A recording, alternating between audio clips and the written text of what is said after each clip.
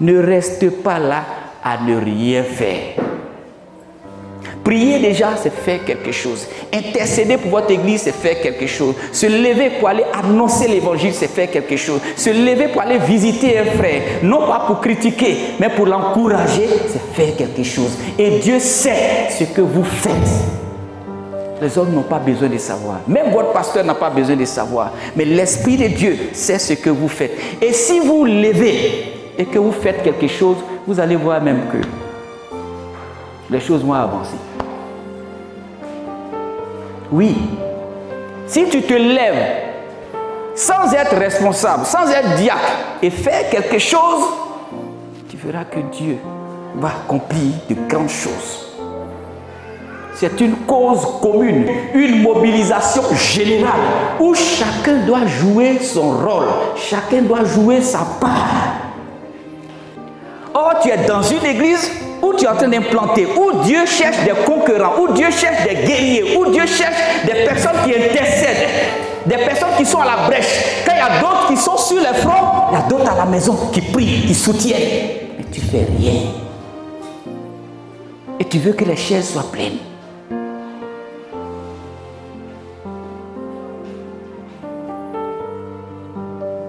Et quand tu ne fais rien encore, sans décourager, là c'est bon un peu.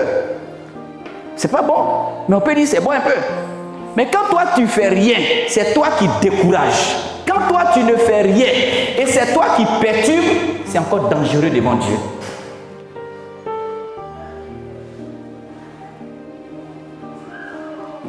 Revoyons-nous ce matin. Dieu nous appelle à une mobilisation générale parce que nous sommes une famille.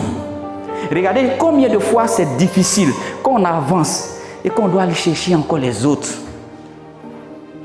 Qu'on est en train d'avancer et qu'on doit aller chercher encore des autres qui ne sont pas à leur poste. Pourtant, ils devraient être à leur poste. Quand on se dit, bon, on doit aller se tourner maintenant vers les païens. On doit aller maintenant dans les quartiers. Et que déjà, entre nous encore, il y a d'autres encore qui traînent encore les pas. Il faut aller encore les soigner d'abord. Vous pensez qu'on peut avancer comme ça? C'est difficile et ça prend du temps. Et voilà pourquoi les enfants d'Israël ont fait 40 années dans le désert en train de tourner avant d'arriver à la terre promise. 40 ans. Or, ce n'était pas prévu 40 ans.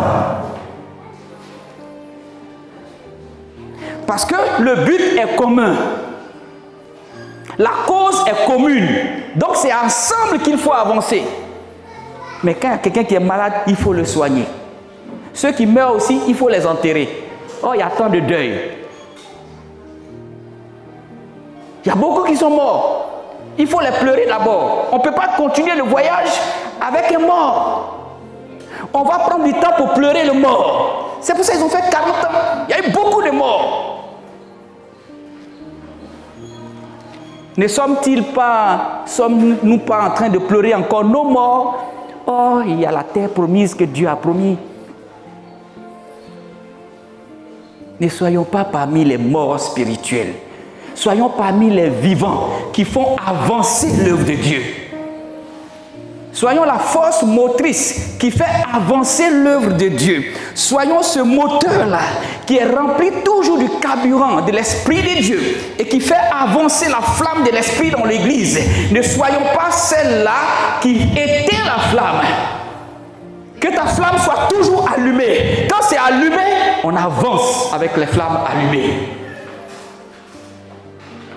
Mais s'il faut toujours retourner en arrière pour t'approvisionner à carburant, pour allumer encore ta flamme, on prendra du temps de te gérer d'abord avant de continuer. Le Seigneur dit dans sa parole, lorsque une seule brebis s'égare, il est préférable de laisser les 99 et aller chercher la brebis égarée, la ramener dans la bergerie. Ça fait perdre le temps.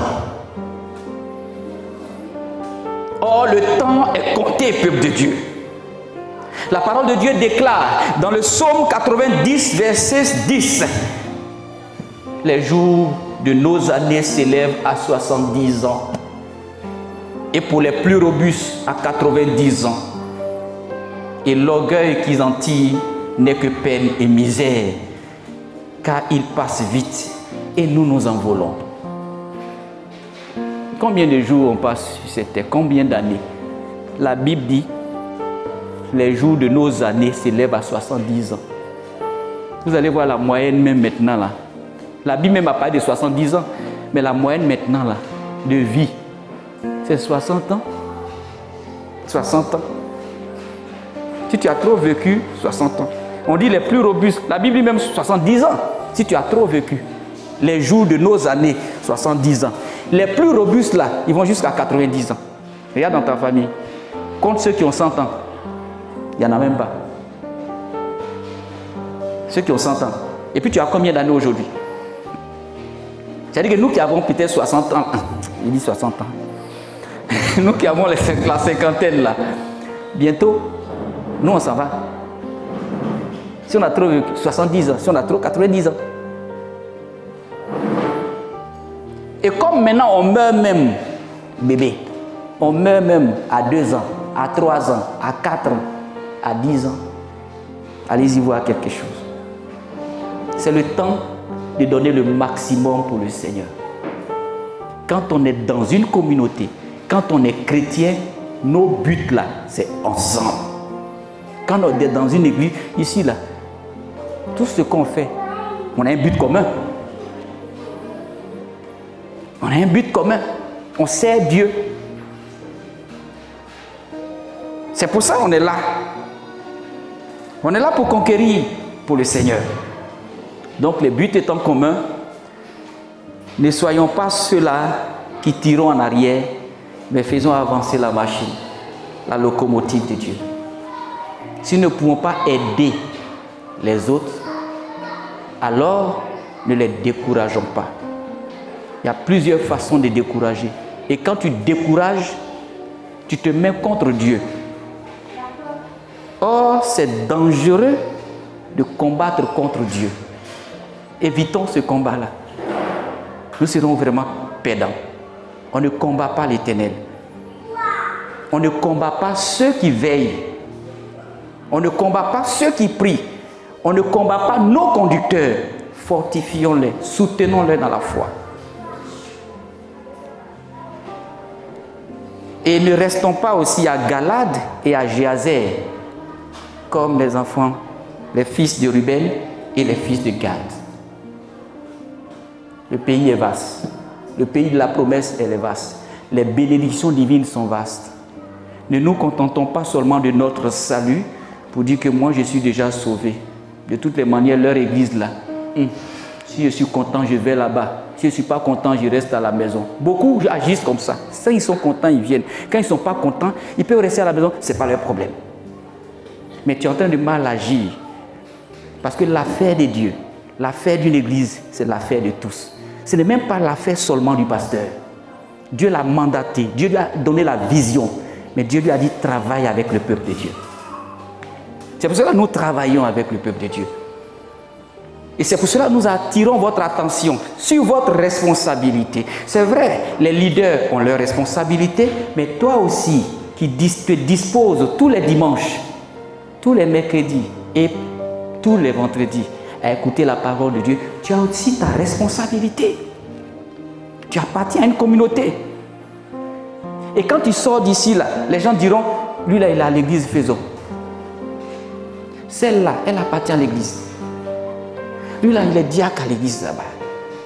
Celle-là, c'est une simple fidèle de l'église. C'est celle-là qui balaye l'église. Ils voient. Ils voient. Et ils nous connaissent tous. Ils connaissent nos témoignages.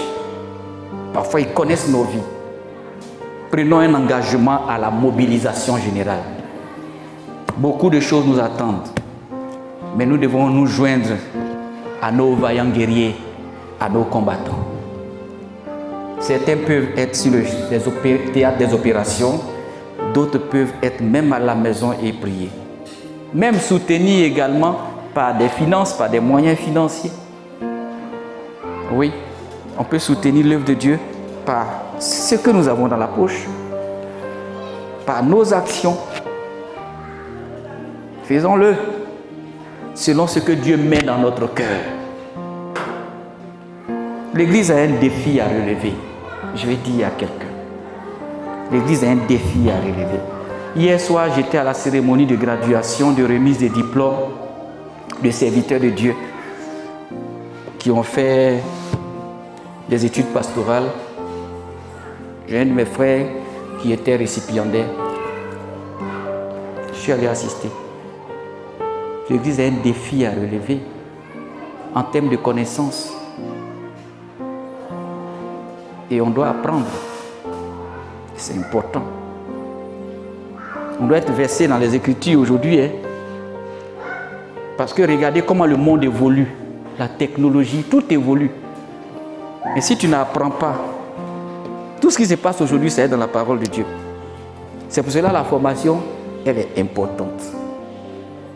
Une vraie formation dans une église, ça permet à l'église de se stabiliser.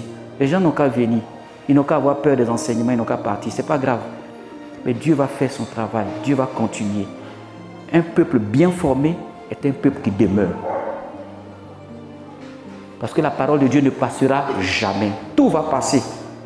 Les richesses, l'or, les voitures, tout ce qu'on a ici va passer. Il y a des personnes avec qui on était, aujourd'hui on ne les voit pas. Parfois même, tu peux regretter quelqu'un. Peut-être que la personne était avec toi, tu ne le prenais pas au sérieux. Maintenant la personne est morte et puis tu regrettes. Si je savais, le petit temps que je vivais avec lui là, j'allais bien avec lui, on allait s'amuser, il est parti. C'est pour dire que la vie elle est tellement brève. Pourquoi nous mourons? Parce qu'il nous manque la connaissance. Aime la parole, nourris-toi de la parole, cherche à être formé, cherche à être nourri tous les jours. Tous les problèmes que tu as là, la solution se trouve dans la parole de Dieu. Tous les problèmes qu'on a, la solution se trouve dans la parole de Dieu. Dieu qui a créé la vie là, il nous a donné comment vivre. C'est ici. C'est pour cela, lorsque vous êtes dans une église où la parole de Dieu est prêchée, où la parole de Dieu est enseignée, écoutez bien et appliquez. Ne faites pas en votre tête. Parce que celui qui est devant vous, c'est Dieu qui met dans sa bouche des paroles de vie, des paroles de consolation, des paroles de restauration, des paroles de renouvellement pour vous. Apprenez à soutenir ces hommes-là. Apprenez à les respecter. Apprenez à les considérer. Tous vos dirigeants, même s'ils sont jeunes. Et Dieu merci, vous avez des jeunes diacres, très jeunes, mais c'est des modèles pour vous. Soutenez-les, valorisez-les. Vous serez une église forte, une église grande. Les gens viendront s'ajouter à vous. Ils seront étonnés de voir que la graine, elle est saine, elle est propre, elle est vivante, elle est restaurée, elle est renouvelée. Une vraie graine produit de vraies semences. Une vraie graine produit de vrais fruits. Nous n'avons pas la prétention d'être saints, mais nous savons que nous avons la crainte de Dieu. Et sa crainte nous sanctifie. Et c'est ce que nous sommes. Et chaque jour, nous nous remettons en cause. Si tu te remets en cause, tu vas voir que tu vas changer. Mais si tu penses que c'est l'autre qui est mauvais, tu ne changeras jamais. Chacun de nous, même moi-même pasteur, je me remets en cause chaque jour. Fais pareil. Tu seras grand, tu seras fort, tu seras restauré, tu avanceras. Humilie-toi et tu verras la gloire de Dieu dans ta vie. Nous sommes une église forte. Nous sommes une église vivante. Parce que Dieu est en nous. Si Dieu est en nous, nous sommes plus forts. Et voilà pourquoi nous remporterons la victoire. Avec Jésus, nous allons remporter la victoire. Je suis prêt pour ce combat-là. Le combat spirituel. Joignez-vous à vos combattants, à vos frères, à vos sœurs, à votre conducteur. Soyez aussi fortifiés. Soyez fortifiés. Nous avons beaucoup à faire. Des âmes doivent être sauvées. Des vies doivent être transformées.